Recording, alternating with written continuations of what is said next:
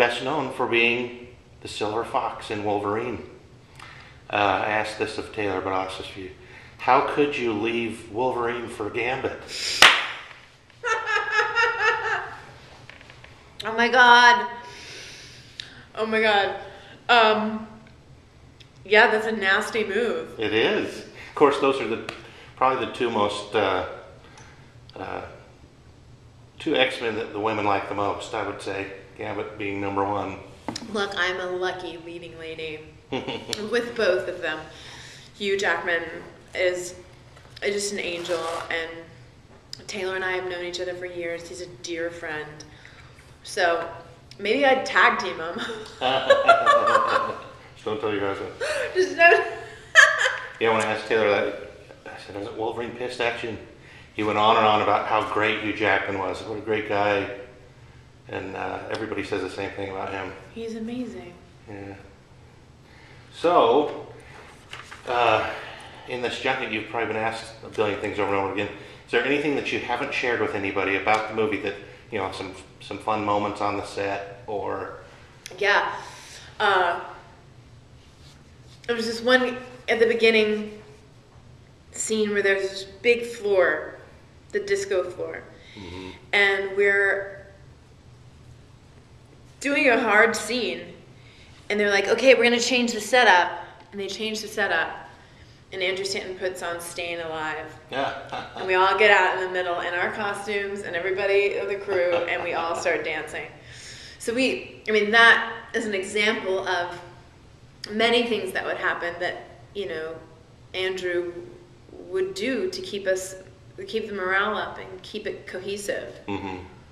All in the Utah desert. In the Utah desert in the 4 months in London green screen. Yeah. Brutal. That's one thing that everybody said at the round table, so that this was a family. It's a very nice atmosphere. Mm-hmm.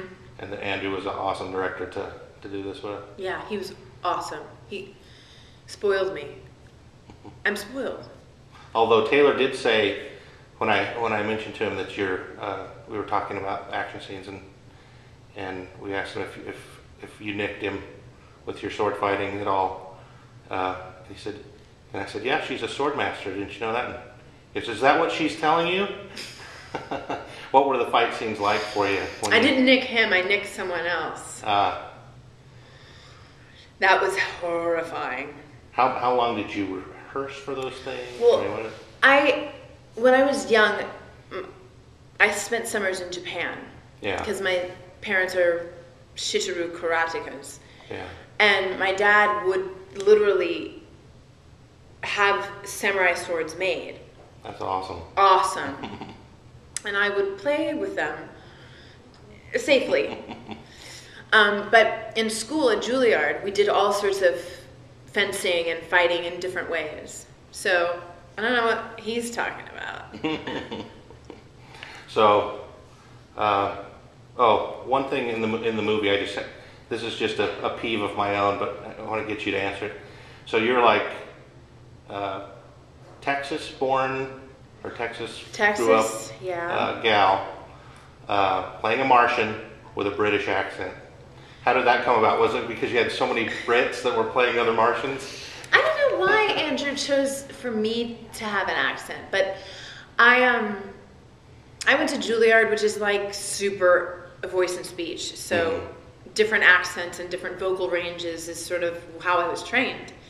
So I was like, just whatever you want, I'll talk like however you want. Yeah. It was more of what required more in me was that fortitude and strength that Deja sort of represents.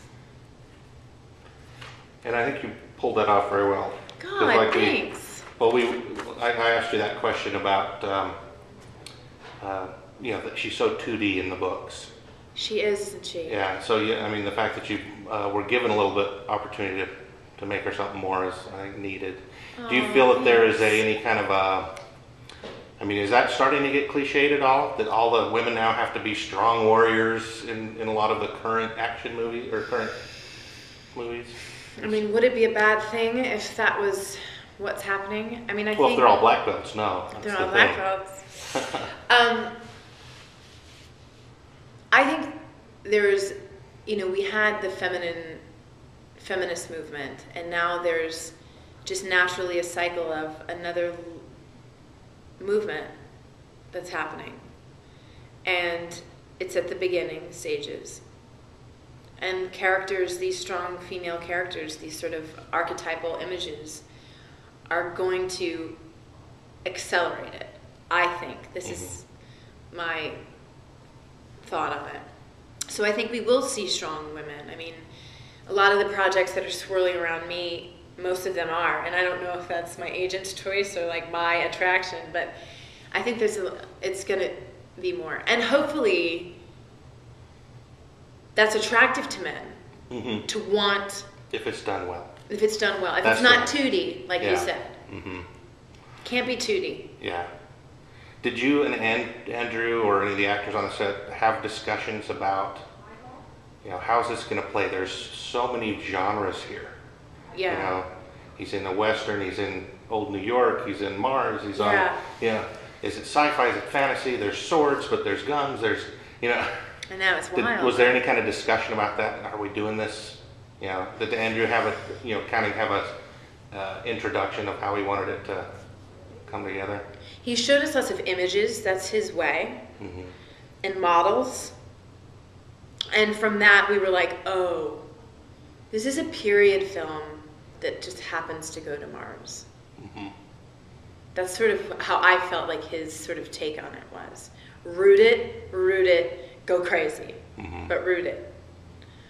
Yeah, he compared it to, in his mind, he was saying that it was more like a Christopher Columbus movie of somebody venturing out to find, a new frontier type of thing, rather than a pure sci-fi and or a pure fantasy type of thing. It was more the adventure. I thought that was probably good. That's amazing. Yeah. I'm a Utah boy. How'd you like filming in Utah? I loved it. Oh my God. Have you been here before and doing anything? No. Arizona and Utah. I just think, of course, the Mormons settled here. It's the most beautiful part of America. Well, people don't realize from the southern tip to the southern point to the northern tip, you've got the whole range of mountainous up top and desert below, and it is phenomenal. I can't wait to explore it more, which maybe we will. Definitely with sequels, I think you'll get one. You think so? Oh yeah. If they always say if you can hit like 50 million box office the first weekend, you're guaranteed, because the studios won't turn that down to do another one. It's always more money that way. I think that's what they're thinking anyway. I'm trusting you. Okay. So what was it like? What was the? A lot of people have kind of expounded on this, but I want to get your take on Andrew as a director and how he made the whole thing work. In animation, you're in a booth with an actor going tweak, tweak, tweak, tweak, tweak. Different actor. Frame by frame, yeah. Tweak, tweak, tweak, tweak. Different actor. Tweak, tweak, tweak. All of that aside, come to set. Actors. Tweak, tweak, tweak. Tweak, tweak, tweak. Tweak, tweak. Same thing. And he didn't know that that's the way it was going to be. He was nervous. But I saw him just naturally fall into this like puppet master. He's a good manager. He was amazing. And, he said something to me. He was like, I don't know if it was your round table, but he was like, first take, your nerves. Second take is good. Third take is also good. Fourth take is you trying to do the third take again. So he knew me so well and he knew me so well that sometimes he would be like, the camera would be here and he'd be right here. So close to me. There was a scene when I'm on the floor and he was literally like laying down with his head right here. A scene where I'm like crying. And that's what is so amazing about these movies, is that you don't see that part. You just see me on the floor like, Literally my director is like basically holding my hand. Amazing. He's amazing. There's nothing he wouldn't do for his actors, and as a friend, like, I've just grown to love him so much, and he's such a wonderful husband to his wife and father to his children.